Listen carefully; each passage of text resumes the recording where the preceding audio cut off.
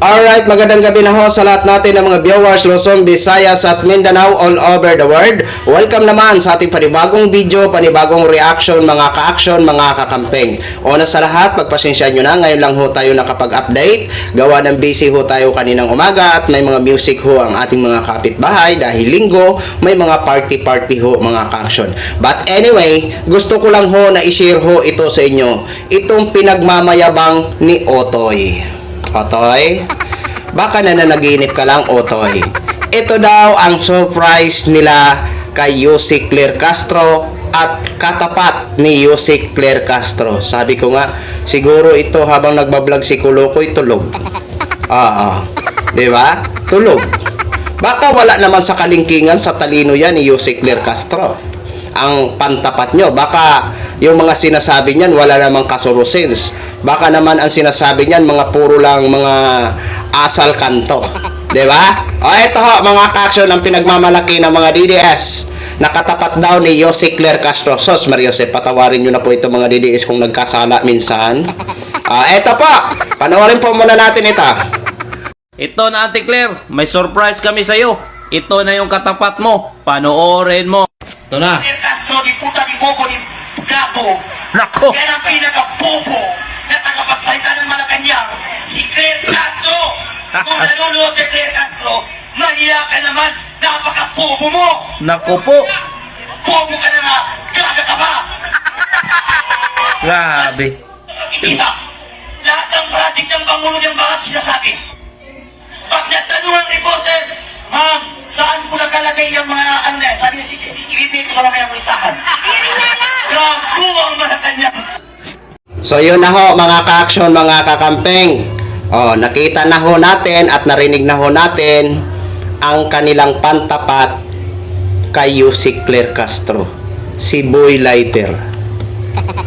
Alam mo, Otoy, dyan sa creator, hindi na ho dyan masusurprise si Yusik Claire Castro. Dahil sikat na po yan. Binansagan na po yan na si Boy Lighter. Yan ba yung pantapat nyo? Teka lang. Baka mamaya hindi pa nananghalian yan. Di ba? Pakainin nyo muna, ha? Pakainin nyo muna. Alam nyo, Otoy, sa totoo lang, Kulukoy. Kung yan lang naman ang pantapat nyo kay Yusik Claire Castro, mabuti pang sus Maria Joseph. Tumabi-tabi na lang kayo. Nakakahiya, Otoy. Dahil una-una, sabi ko nga, ang mga sinasabi nito, walang kasurusins. Para sa inyo ba? May sins ba yung sinasabi niya? Yung tawagin niyang BO-BO at gaga ang isang abogada na sikat at matalino? Ngayon, may sins ba yan? Walang kasurusins. Diba? Yung mga kataga na yan, ay ano yan? Asal kanto. Sa totoo lang. Diba? Kasi kung matalino kang tao, kung matino kang tao, kahit ayaw mo sa isang tao, hindi mo pa rin mababanggit na sabihin na BO-BO ka, gaga ka, dahil ginagamit mo utak mo. Diba? Sa madaling sabi, Otoy, yung sinasabi nyo na pantapat kay Yusik Claire Castro, yung mga sinasabi niya, sarili niya lang ang pinapatamaan niya. Dahil hindi niya yan sasabihin kung matalino siya. Alam natin, magbibigay siya ng reaction kay Yusik Claire Castro, diba? Kasi ayaw nila si Yusik Claire Castro. Tinatawag ng mga DDS supporters na attack dog si Yusik Claire Castro. Pero kahit ayaw mo sa isang tao, kung matalino ka, kahit hindi ka man matalino, kung ginagamit mo utak mo, hindi mo gagamitin ang mga hindi magagandang salita na hindi kaya-aya sa mga bata. Diba? Ako, hindi naman ako matalino eh. Pero, may narinig ba kayo na minura-mura ko ang isang opisyal? Diba? May narinig ba kayo na below the belt ang banat ko sa isang opisyal? Diba wala? Sobra pa ako sa matalino. Diba? Kasi iniiwasan ko makapagsalita ng hindi magaganda, lalong-lalo na kung mapapanood ng mga kabataan. Kasi hindi naman ako perpekto na lahat na nakakapanood sa video ko is nasa tamang edad. Siyempre may mga minor de edad.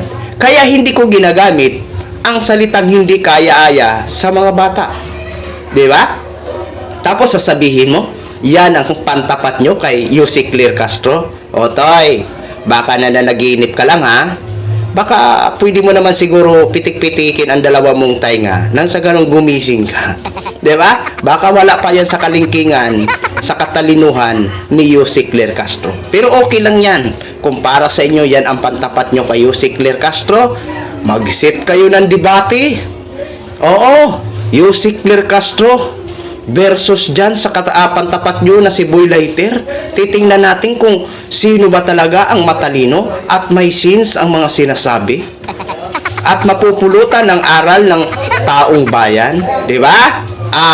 Sige nga, kung yan ang pantapat nyo kay Yusek Claire Castro, sabihin nyo nga, magdebate kayo ni Yusek Claire Castro, pero feel ko hindi kayo papatulan ni Yusek Claire Castro.